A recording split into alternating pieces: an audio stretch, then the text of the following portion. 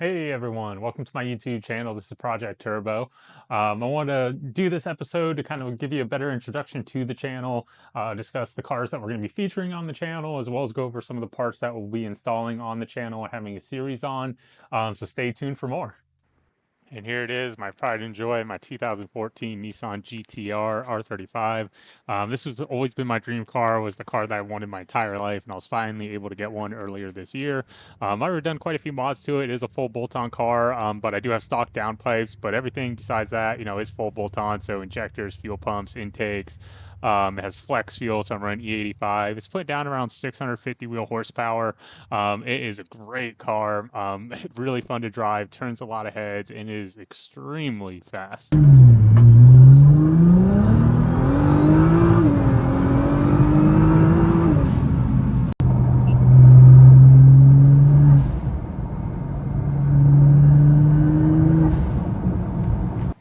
And here's the featured project car for the channel. This is a 2013 Miata NC. I bought it with 80,000 miles. Here we're going to give you an intro to the project car.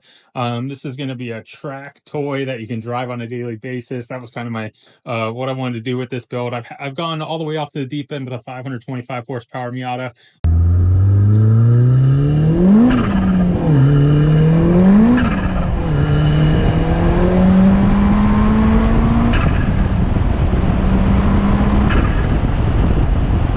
So this time around, I plan to keep it a little bit more mild, a little bit more streetable. The last car got smelly, noisy. It was just uncomfortable to ride in. I want something that I can take out, again, drive on a daily basis, but still have plenty of performance. So what's the car have done to it so far? It has a 42 millimeter Goodwin Racing radiator installed. It has brand new RX-8 front hubs. It also has the Mazda Racing Competition rear hub upgraded and ARP studs all around.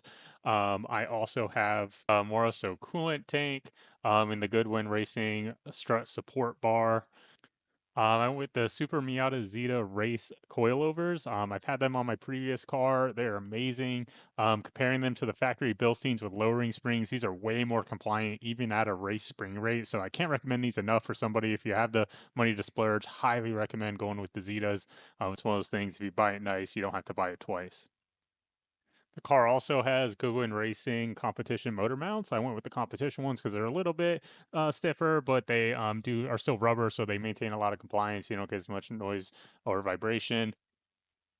For brakes, I went with the Willwood big budget brake kit from Goodwin Racing. I went with the 6 piston calipers with the GT37 HD rotors.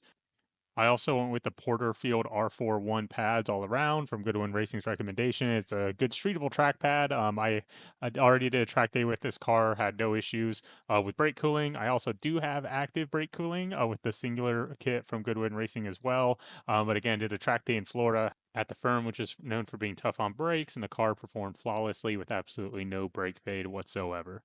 I also installed a 9 Lives Racing big weighing kit on the car to add some extra downforce for the track. I will be using that in combination with a race bred front splitter, but it should add plenty of extra downforce. I really like how it turned out. It was super easy to put in. I do have a battery relocation kit on this car. I went with the AR Hendricks one that he sells, the kit that Armand sells, with a Skillard battery box and a Braille battery. Really nice kit, easy to install, plenty of space still in the trunk, as you can see. What else did I have left? Oh yeah, I also added a Blackbird Fabworks roll bar. That's the only SCCA compliant roll bar made for a soft top with an NC. I also have the Cypher Auto steering wheel. Highly recommend that. Really a great wheel. Makes the car feel a lot more modern, way higher quality than the stock wheel. I'm a really big fan of it. It also gives you a little bit more room for your legs underneath the steering wheel. I also installed the JAS Performance lowering brackets for the driver's side. That way I could clear the roll bar for the roll bar test. It makes the seat quite a bit lower, about an inch and a half lower than the passenger seat, which helped me to clear the roll bar. I have a tall torso, so I've always struggled with the broomstick test. All right, now we're going to go over some of the new parts for the Miata. So in this series, we're going to be installing a Fab9 EFR turbo system with an EFR 6758 turbo. I had one of these on my previous Miata that was running about 500 horsepower. We're going to be running quite a bit less for now because I am on a stock engine, stock block on an NC Miata. Ideally, I want to get to about 270 to 280 wheel horsepower. From what I've heard, the engines are pretty reliable because I have an NC3. And it does have a forged crank from the factory, so should make a plenty of power to be a great track car, make it very competitive on track. Check out some of the welds on this manifold. They're just so nice, you know, such nice beads. Fab9 definitely does a really nice job on this thing. Most every weld just looks perfect, you know, really well done, and it just feels super solid. So I'm really, really happy about this, really happy about how it came out, how it looks, you know, just the overall quality of the product. Really excited to see what this thing can do. All right, here's the rest of the turbo kit, that parts that come with the Fab9 kit. So you got the intercooler. It's a nice beefy intercooler, nice big end plates. They are end tanks, and it's really thick. You know, feels beefy, feels like it's going to be really strong, and it has a really nice thick mounting bracket that bolts right in place on the Miata. So I really like that. As you can see, I already put together, you know, a lot of my intake piping of how it was going to go, just to make sure I had all the right clamps and everything. So, you know, it comes with that, everything you need there to get the intercooler hooked up to the factory intake route. Again, you will have, you know, a filter instead of, you know, the factory filter. It comes with a cone filter right there that you'll be using. You know, you have your injectors. So I went with 800cc injectors. I don't plan on running E85 on this car. The reason being, when you run E85, you're actually 30% less efficient. And Miatas have small tanks already, so to lose 30% of your range means that you're going to be filling up a lot during track days, and if you're driving it. And since mine's kind of a dual duty car, you know, I'm not going to be doing E85. I do run E85 on the GTR, but not going to do it on the Miata. I don't need that much power. I'm not going for every last bit.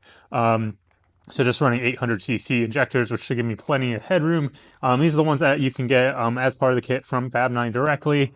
Of course, here's your coolant and oil lines. Comes with everything you need. They're nice stainless steel lines with, you know, fittings and heat sleeves. So, you know, looks to be really well made. You know, the kit came with everything I needed. You don't really need to add anything. I did add a few extra things to make my kit a little bit better and to give me a little bit performance. The first one of those being the Fab9 intake manifold. They just came out with this. It's had great reviews so far. You know, for a turbo car, it's definitely going to help add a little bit more power. And it just looks great, you know, compared to the factory plastic one. So really excited to get this together. I will be doing a full install video on this separate from the turbo kit. We'll actually be doing this first, and then we'll go into the turbo kit install later on. In addition to that, we're going to be running an Innovate SCG1 wideband and boost controller gauge. This is going to give us boost control and a little bit of safety as well, and it's going to cut the boost if for some reason it goes lean or anything like that. This gauge, it does have built-in fail safes.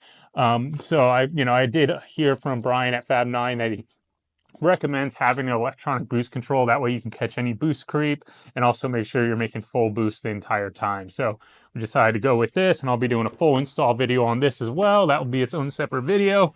I went with the Bosch throttle body. So I did get the Bosch throttle body from Fab9 that came with the intake manifold, just to go, you know, keep the bigger opening the entire way.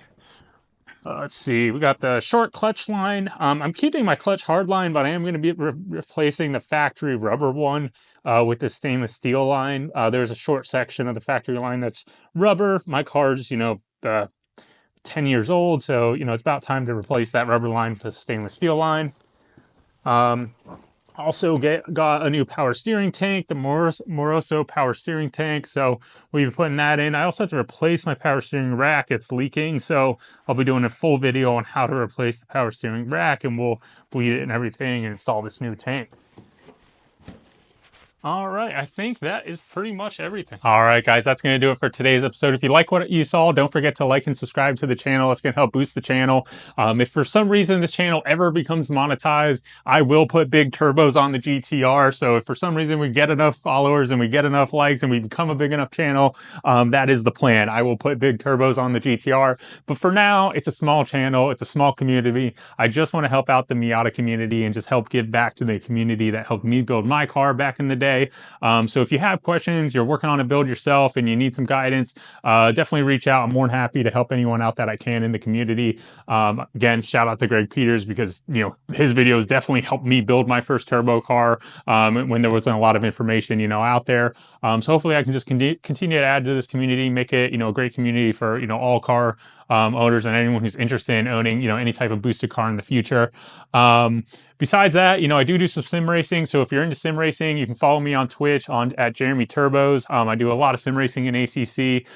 We also will be doing some comparisons later in the videos where we will compare the Miata on track. We'll be doing a comparison to how it drove before it had a turbo and no aero on it. We're going to go for a track day with the aero on it. We're going to do a track day with aero and a turbo. And then we're going to do a track day with aero, turbo, and bigger wheels and tires on it. So stick around if you're interested in that. And I hope to see you guys at the next episode. Bye, guys.